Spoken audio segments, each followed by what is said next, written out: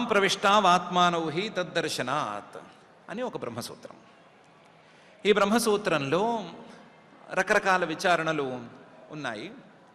ఋతం పిబంతౌ సుకృతస్య లోకే గుహాం ప్రవిష్టౌ పరమే పరార్ధ్యే ఛాయాతపౌ బ్రహ్మవిదో వదంతి పంచాగ్నయో ఏ చ త్రిడాచికేతాః అనే కఠోపనిషద్వాక్యం ఒకటి ఉంది. దాన్ని ఏదో పట్టుకుని విచారణ చేసి చూశారు. అందులో ఋతం పిబంతౌ అని ఒకే శరీరంలో ఇద్దరున్నారు. ఆ ఇద్దరిలో ఒక ఆయనేమో కర్మఫలాన్ని అనుభవిస్తున్నాడు, ఇంకొక ఆయన కర్మఫలాన్ని అనుభవించడం లేదు. కర్మఫలాన్ని అనుభవించకుండా సాక్షిగా చూస్తున్నాడు, లేదా కర్మఫలాన్ని అనుభవించడానికి కావలసినటువంటి వ్యవహారాలన్నింటినీ సమకూరుస్తున్నారు అని చెప్పారు. గుహాం ప్రవిష్టవు, శరీరంలోనే ఉన్నారు, శరీరంలోని హృదయంలోనే ఉన్నారు, ఇద్దరు ఒకే చోట ఉన్నారు. కానీ ఒక ఆయనేమో కర్మఫలాన్ని అనుభవిస్తున్నాడు, ఒక ఆయన కర్మఫలాన్ని అనుభవించడం లేదు అని చెప్పారు. పరమే పరార్ధే ఛాయాతపౌ బ్రహ్మవిదో వదంతి. ఈ ఇద్దరి యొక్క స్వభావాలు చాలా విచిత్రంగా ఉన్నాయి. ఒక ఆయనేమో నీడలాగా ఈ శరీరము మనస్సు వీటన్నిటితో కలిసిపోయాడు, ఇంకొక ఆయన వెలుగులాగా స్వచ్ఛమైనటువంటి తన స్వభావాన్ని నిలబెట్టుకున్నాడు అని చెప్పారు. ఒక ఆయన జీవుడు, ఇంకొక ఆయన పరమాత్మ అని తేల్చారు. సరే, తేల్చిన తర్వాత ఏం చేయాలి? ఇప్పుడు వీళ్ళిద్దరూ ఇలా ఉన్నారు అంటే ఏం చేయాలి అంటే దానికి ఏదో రకరకాలుగా చెప్పి ఇంకొక వాక్యం తీసుకొచ్చి జుష్టం యదా పశ్యత్ యన్యమీశం అస్య మహిమానమితి వీతశోకః అని తేల్చారు. ఈ జీవుడు తన పక్కన ఉండేటువంటి పరమాత్మను చూసి ఆయన ఎలాగైతే ఏ క్రియ లేకుండా, ఏ కర్తృత్వం లేకుండా, ఏ సంసార ఫలం లేకుండా ఎంత పరిశుద్ధంగా ఉన్నాడో నేను కూడా అలా అయితే బాగుంటుంది అని అనుకోవాలి. అనుకుని దానికోసం ప్రయత్నం చేసుకోవాలి. చేస్తే గనక జీవుడు కూడా పరిశుద్ధంగా అయిపోతాడు. ఈశ్వరుడు ఎలాగైతే, పక్కన ఉండేటువంటి పరమాత్మ ఎలాగైతే ఈ సంసార కష్టాలను అనుభవించకుండా ఉన్నాడో అలా తయారవుతాడు అని చెప్పారు. చెబితే అప్పుడు ఇదే ప్రశ్న వచ్చింది. జీవుడు అంటారు ఆయనకేమీ ఈ కర్మ ఫలితంతో సంబంధం లేదంటారు, మళ్ళీ ఆయనే కర్మ ఫలితాలను అనుభవిస్తున్నాడు అంటారు. మళ్ళీ పరమాత్మ అంటారు ఆయనేమో శుద్ధ స్వరూపుడు అంటారు, మరి జీవుడు అంటే ఆయన శుద్ధ స్వరూపుడే అంటారు. అన్నీ కలగాపులంగా మీరే మాట్లాడతారు. ఇంతకీ ఈ కర్తృత్వం కానీ భోక్తృత్వం కానీ ఎక్కడ ఉంది అనేటువంటి పెద్ద ప్రశ్న వచ్చింది.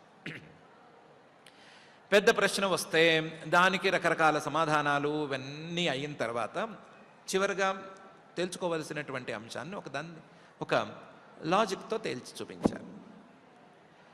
అసలు ఇంతవరకు చెప్పదలుచుకున్నది, లేదా రకరకాల విచారణలలో చెప్పదలుచుకున్నది ఈ వ్యవహారం అంటే కర్తృత్వం, భోక్తృత్వం, లేదా ఏదో పని చేసుకోవటం, దానికి తాలూకు ఫలితాన్ని అనుభవించవలసి రావటం, ఈ వ్యవహారం, ఈ పెద్ద సంసారం, సృష్టి, స్థితి, లయం, ఇవన్నీ కూడా మూలం లేవు, వీటి తాలూకు మూలం కనిపించడం లేదు అని చెప్పడానికే ఇన్ని తంటాలు పడుతున్నాము.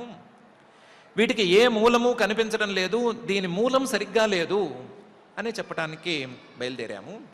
మూలమే లేనటువంటి ఈ వ్యవహారాన్ని జీవుడు తన నెత్తి మీద వేసుకున్నట్లుగా ఉన్నాడు.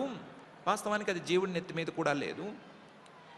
జీవుడికి ఇంత వ్యవహారాన్ని, ఇంత కర్మబంధాన్ని తెచ్చిపెట్టేటువంటి మనస్సుకి కూడా ఇది పరిపూర్ణంగా కుదరదు.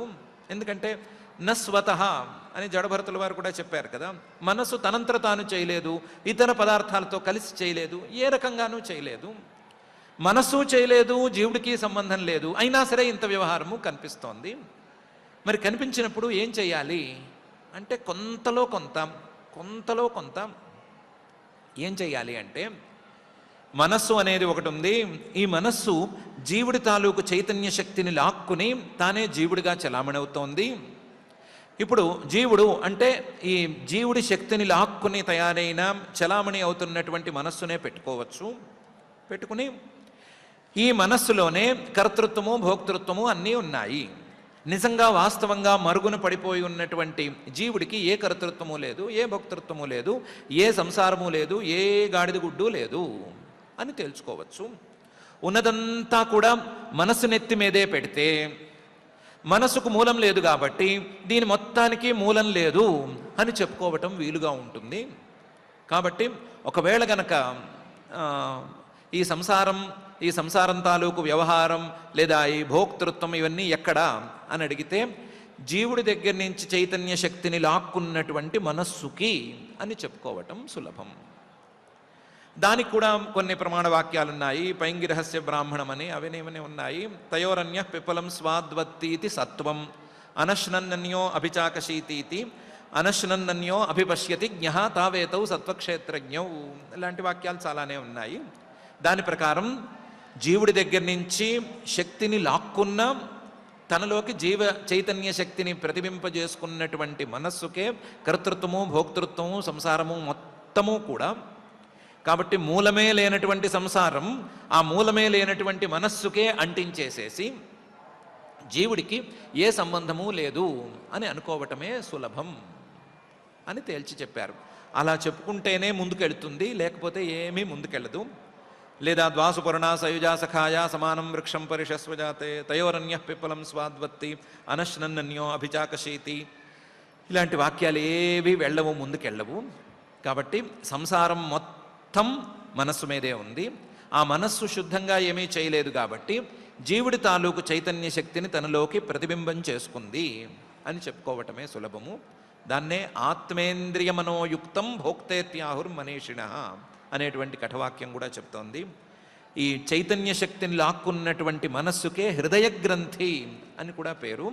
ఈ హృదయ గ్రంథికే అన్నీ అని చెప్తే జీవుడు శుద్ధంగా అసంగంగా ఏ రకమైనటువంటి సాంసారికమైన ధర్మాలు లేకుండా మనకు అందుతాడు అని తేల్చి చెప్పారు.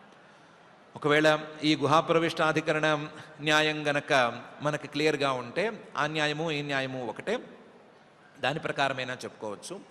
మొత్తం మీద వ్యవహారం మొత్తానికి మూలం లేదు. ఈ మూలమే లేనటువంటి వ్యవహారం మూలమే లేనటువంటి మనస్సుతోనే మొదలవుతోంది, మనస్సులోనే అంతమైపోతోంది. జీవుడికి కానీ పరమాత్మకి కానీ ఈ వ్యవహారంతో నిజంగా సంబంధం లేదు అనేది జడభరతుల వారు లేదా గుహాప్రవిష్టాధికరణము లేదా మరొక వాక్యము, ఏ ఉపనిషద్వాక్యము ఏం తీసుకున్నా చెప్పదలుచుకున్నటువంటి విషయం.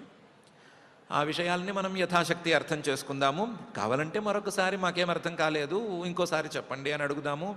చెప్పటానికి జడభరతుల వారు సిద్ధంగా ఉన్నారు, శ్రీశుకుల వారు కూడా సిద్ధంగా ఉన్నారు. వినటానికి మాత్రం మనం సిద్ధమవుదాము.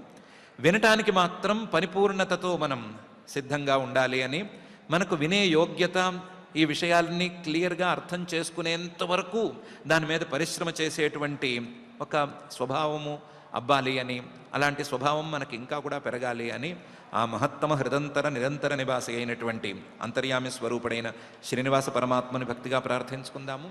ఇక పారాయణ కార్యక్రమాన్ని శ్రద్ధగా ప్రారంభించుకుందాం.